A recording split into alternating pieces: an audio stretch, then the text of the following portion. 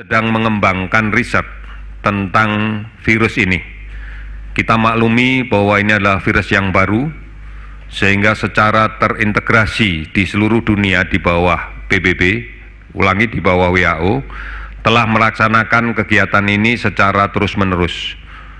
Kita masih belum mendapatkan satu pengobatan yang definitif, yang menjadi standar dunia, baik terkait dengan pengobatan maupun terkait dengan vaksin.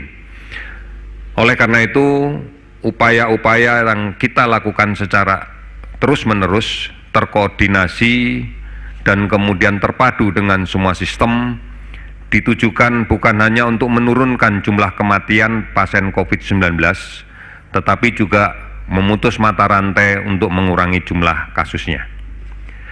Berikutnya ada beberapa hal yang saya laporkan terkait dengan kinerja gugus tugas untuk percepatan penanganan COVID-19. Yang pertama adalah kami bersyukur bahwa kepedulian masyarakat, baik secara individu maupun kelompok, telah mendonasikan lebih dari 66,5 miliar rupiah sampai dengan saat ini kepada rekening gugus tugas dalam rangka untuk menangani permasalahan ini secara komprehensif. Dari kasus yang kita dapatkan, kemudian menelusuri kontak dekat yang ada, ini sudah melibatkan lebih dari 5.000 petugas kesehatan yang terjun di tengah-tengah masyarakat untuk melakukan penyelidikan epidemiologi. 475.200 kit untuk rapid test telah didistribusikan ke seluruh dinas kesehatan provinsi untuk digunakan sebagai screening awal di dalam kaitan dengan penanganan untuk menemukan kasus positif di dalam rangka memutus rantai penularannya. Sudah lebih dari 6.500 spesimen sampel yang dikirimkan ke 34 laboratorium di seluruh Indonesia yang digunakan untuk menguji dan kemudian digunakan untuk menentukan diagnosa dari pemeriksaan PCR. Ini akan memakan energi, memakan sumber daya manusia yang cukup banyak, dan ini terus akan kita lakukan. Komitmen kita ke depan sudah barang tentu kita akan melangkah lebih agresif lagi untuk menemukan kasus baru dan kemudian melakukan isolasi agar kemudian kita bisa memutus secara tegas rantai-rantai penularan yang lebih luas di masyarakat.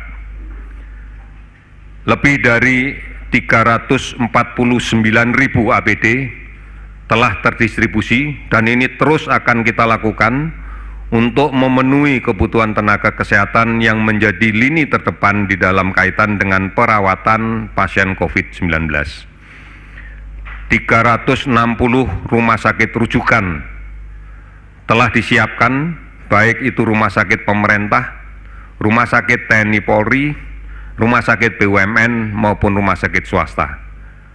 Ini menjadi komitmen bersama kita bahwa permasalahan ini adalah permasalahan serius yang harus ditangani secara terintegrasi dari semua pihak.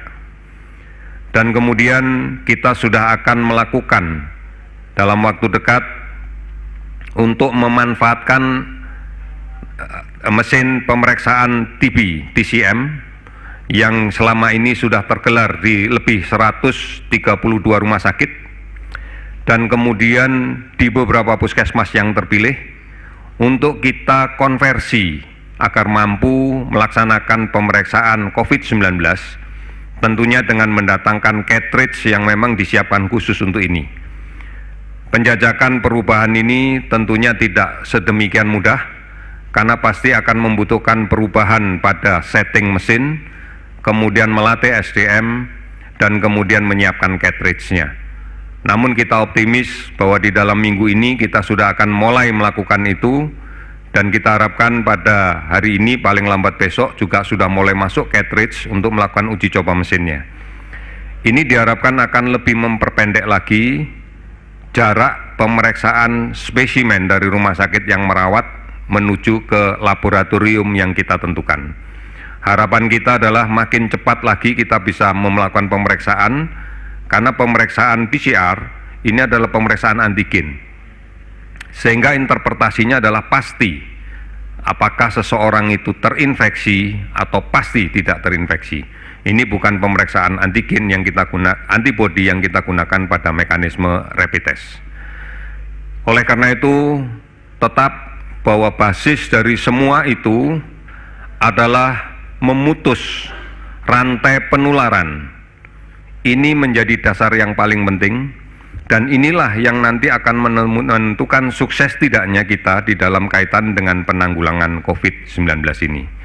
Oleh karena itu, yang pertama, jaga kesehatan diri kita masing-masing. Jaga diri kita masing-masing. Tentukan jarak kontak sosial kita dengan orang lain setidak-tidaknya lebih dari 1,5 meter atau 2 meter. Lindungi orang lain, jaga mereka supaya tetap sehat. Oleh karena itu, hindari untuk bersentuhan, hindari untuk berkerumun, hindari tempat-tempat yang ramai. Ini saatnya kita untuk berperan secara aktif dan menentukan di dalam kaitan dengan pemutusan rantai penularan.